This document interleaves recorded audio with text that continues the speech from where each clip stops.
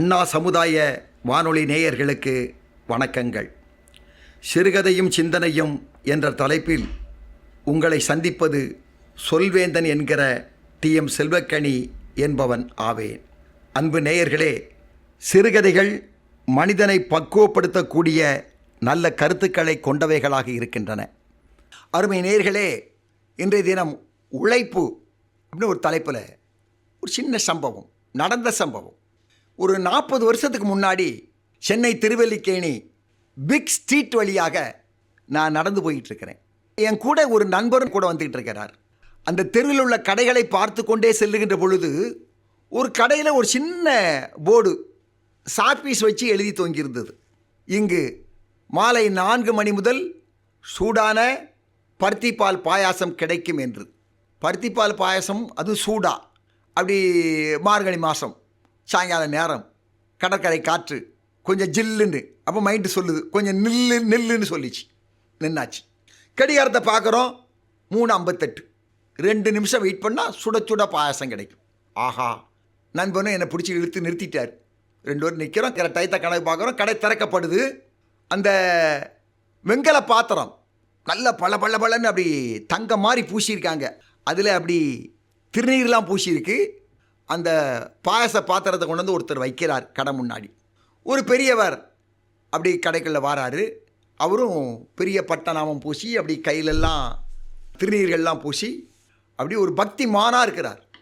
ஒரு 65-70 வயசு இருக்கும் அவருக்கு. நரைத்த முடி, வெள்ளை சட்டை, வெள்ளை வேஷ்டி, ஒரு காந்தியினுடைய தொண்டன் போல் இருக்கிறார். அவரை பார்த்தா எல்லாருமே கும்பிடுவாங்க. ஒரு மனுஷன் அப்படி தான் இருக்கணும். பார்த்த உடனே கும்பிடக்கூடிய அளவிற்கு எவரிடம் தோற்றம் இருக்கிறதோ, என்னை பொறுத்தவரையில் அவன் இறைவனுக்கு சமமாக இந்த சமுதாயத்தில் வாழ்ந்து கொண்டிருக்கிறான் என்று தான் சொல்லுதல் வேண்டும். இறை பண்பாட்டோடு ஒன்றியவன் தானே பிறர் வணங்கக்கூடிய அளவிற்கு பக்குவம் படைத்தவனாக இருப்பான். அருமை நேயர்களே, இப்போ அந்த பெரியவர் அந்த கல்லாப்பட்டிக்கிட்ட வந்து உட்கார்ந்தார். சரி, இப்போ ஏதாவது ஐயா எங்களுக்கு 2 பாயசம் கொடுங்கன்னு கேட்டேன். ஆசீர்வாதம் பண்ண மாதிரி கையை காட்டி பொறுங்க அப்படின்னாரு. பிறகு என்ன பண்ணார்னா, ஏதோ ஒரு வெள்ளி டம்ளர் எடுத்தார். அதில் கொஞ்சம் நம்ம பருத்திப்பால் பாயசத்தை ஊற்றி ஏதோ கீழே கொண்டு போய் தன் பக்கத்தில் கொண்டு போய் ஒரு இடத்துல வைத்தார். 2 ஊதுவத்தி எடுத்தார். அதை ஊதுவத்தி அப்படி பொருத்தினார். அப்படி சாமி கும்பிட ஆரம்பிச்சிட்டாரு. அதில் ஒரு 2 நிமிடம் போச்சு. அதுக்கு பிறகு உங்களுக்கு என்ன வேணும்னு கேட்டார். ஐயா எனக்கு 2 பாயாசம். உடனே எங்களுக்கு 2 டம்ளர் எடுத்து ஊற்றி கையில் கொடுத்தாரு. நாங்களும் ஒரு தேன அமிர்தமாக, நீங்கள் கொடுக்குறவர் அன்பாக கொடுத்தாலே எதுனாலும் ரொம்ப ருசியாயிருமில்ல. வீட்டில் பொண்டாட்டியும் அப்படித்தான். அன்பாக சந்தோஷமாக உள் உணர்வோடு நம்ம கொடுத்தால் அது விஷமாக இருந்தால் கூட குடிக்க தோணிடும். அது மாதிரி ரொம்ப அன்பாக தந்தார். சாப்பிட்டு முடிச்சுட்டு என் மனசு விடலை.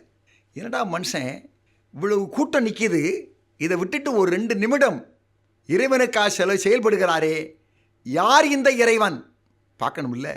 அப்படி மெதுவாக அந்த டம்ளரை வைக்கிற மாதிரி வச்சுட்டு அப்படியே மேலே கூடி அப்படி எட்டி பார்த்தேன். உள்ள ஒரு சின்ன சட்டத்தில் ஒரு 1.25 அடி இருக்கும். ஒரு சட்டத்தில் ஒரு பிரேம் பண்ணி அதில் காமராஜர் படம் இருக்குது. எனக்கு அப்படி உள்ளெல்லாம் நெகிழ்ந்து போச்சு.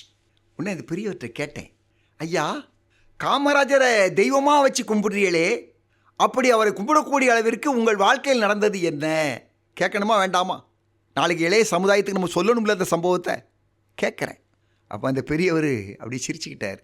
ஐயா, வெள்ளைக்காரங்க வந்தான், இருக்கிறதெல்லாம் சுருட்டிட்டு போயிட்டான். இந்த நாட்டில் எதுவுமே கிடையாது. சாப்பாடு உணவு கிடையாது, விவசாயம் கிடையாது, வேலை வெட்டி கிடையாது, தொழிற்சாலை கிடையாது, பள்ளிக்கூடம் கிடையாது, எதுவுமே கிடையாது. ஒரு பாலைவனம் போல இந்தியா இருந்தது. அதில் தமிழ்நாடும் அப்படித்தான் இருந்தது. இந்த மனுஷன் முதல்வராக வந்தார். இலவச கல்வின்னு கொண்டு வந்தார். அதனுடைய அருமை தெரியாமல் நிறைய பிள்ளைகள் போகலை. பிள்ளைகள் ஏன் போகலைன்னா, சிறார்களும் வேலைக்கு சென்றால்தான் அரை வைத்து கஞ்சாவது குடிக்க முடியுங்கிற நிலைமை இருந்துச்சு. என் வீட்டு பிள்ளைகளை கூட நான் பள்ளிக்கூடத்துக்கு அனுப்பலை. பக்கத்து வீட்டு பணக்காரர்கள் வீட்டுக்கு பாத்திரம் தேய்க்க, வீடு துடைக்க, தோட்ட வேலைக்கு அனுப்பிட்டு இருந்தேன். 10 வயசு 12 வயசு பிள்ளைகளை கூட.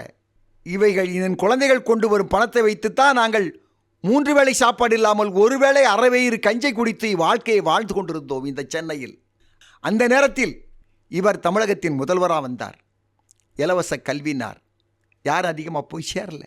அப்போ நான் செய்தார், இவர்களுக்கு உணவையும் கொடுத்து கல்வியையும் கொடுக்க வேண்டும் என்று மதிய உணவு திட்டத்தை கொண்டு வந்தார். அப்போ நான் நினச்சேன், எனக்கு படிப்பு வறுமை தெரியலப்பா, என் பிள்ளைகளுக்கு ஒரு நேரம் சோறு கிடைக்குதேங்கிறதுக்காகத்தான் என் பிள்ளைகள் 2 ஆம்பளை பிள்ளைகள் அந்த இடத்துக்கு அனுப்புனேன், பள்ளிக்கூடத்துக்கு சாப்பாட்டுக்காகத்தான் அனுப்புனேன். அவர் சாப்பாட்டையும் கொடுத்து என் பிள்ளைக்கு கல்வியையும் கொடுத்து, அதனால் அவர் கொடுத்த சாப்பாட்டையும் சாப்பிட்டு அந்த கல்வியையும் பெற்றதனால் என் பையங்களில் 2 பேர், ஒருத்தன் நம்ம ஜிஹெச்சில் டீனாக இருக்கிறான், இன்னொருத்தன் திருச்சியில் மாவட்ட கலெக்டராக இருக்கான். இது யாருடைய செயல்பாட்டில்ப்பா வந்தது? இப்போ எனக்கே இப்படி இருக்குன்னா, இந்த தமிழ்நாட்டில் எவ்வளோ குடும்பங்கள், எவ்வளவு சிறுவர்கள் படித்து எவ்வளவு உயர்ந்த பதவிகளுக்கு போய் எப்படியெல்லாம் இந்த குடும்பத்தை காப்பாற்றுவார்கள் என்பதை எண்ணிப்பாரப்பா. நாம் இறைவனை நேரில் பார்த்ததில்லை, ஆனால் இந்த மகானை நேரில் பார்க்கிறேன். இவர் என்னை போன்றவர்களுக்கெல்லாம், ஏன் நம்மை போன்ற அனைவருக்குமே தெய்வத்துக்கு சமமானவர் தானே. அப்படி பயபக்தியோடு நான் காமராஜருடைய படத்தை பார்த்து வானுங்கன்னு. என் கூட வந்த என் நண்பன் கொஞ்சம் கொழுப்பு பிடிச்ச வாய்ப்புடையவன். அவன் சும்மா இருக்கக்கூடாது. பெரியவரே, நீங்கள் சொன்னதெல்லாம் சரிதான். இப்போ உங்கள் பையன் சென்னை ஜிஹெச்சில் டீனாக இருக்கார், ரைட், ஓகே. 40 வருஷத்துக்கு முன்னாடி இருக்கார், ஓகே. இன்னொரு பையன் திருச்சியில் கலெக்டராக இருக்கார், ஓகே. 2 பேரும் தான் நல்லா சம்பாதிக்கிறாங்களே. பிறகு நீங்கள் எதுக்கு இந்த 75 வயசில் உட்காந்து இந்த பருத்திப்பால் பாயசத்தை காய்ச்சிக்கிட்டு கால்நாவுக்கும் அரையனாவுக்கும் விற்று சம்பாதிக்கிறீங்கன்னு கேட்குறான். கரெக்டான கேள்வி தானே? பெரியவர் சிரிச்சிட்டார், கலகலகலன்னு சிரித்தார். என் பிள்ளைகள் சம்பாதிக்கிறது என்பதற்காக நான் வீட்டில் உட்கார்ந்து சாப்பிட்டால் என் உடம்பில் நோய்தான் வரும். இது யாரையா உங்களுக்கு சொல்லி தந்தான்னு நான் கேட்டேன். இதையும் காமராஜர் தான் சொன்னாருங்க. பாருங்க, வயசான பிறகு கூட சும்மா உட்காந்து சாப்பிட்டா நோய் வருங்கிறத படிக்காத மேதை எவ்வளோ அழகாக சொல்லியிருக்காரு பார்த்தீங்களா? சொல்லிட்டு அடுத்த வரி இந்த பெரியவர் சொன்னார், உன் உடம்பில் உயிர் இருக்கிற வரைக்கு உழைத்துத்தான் உண்ண வேண்டும். அப்படி நீ உழைத்து உண்ணுகின்ற பொழுதுதான் இந்த சமுதாயம் மேலே மேலே மேலே மேலே உயர்வு பெரும் என சொன்னதும் பெருந்தலைவர் காமராஜர் தான் என்று அவரையே கை காட்டி சொன்னார் இந்த பெரியவர். அருமை நேயர்களே, நாம் உழைப்போம், நியாயமாக உழைப்போம். உழைப்பு நம் குடும்பத்தையும் உயர்வு பெறச் செய்யும், இந்த தேசத்தையும் உயர்வு பெறச் செய்யும் என கூறி விடைபெறுகிறேன். நன்றி, வணக்கம்.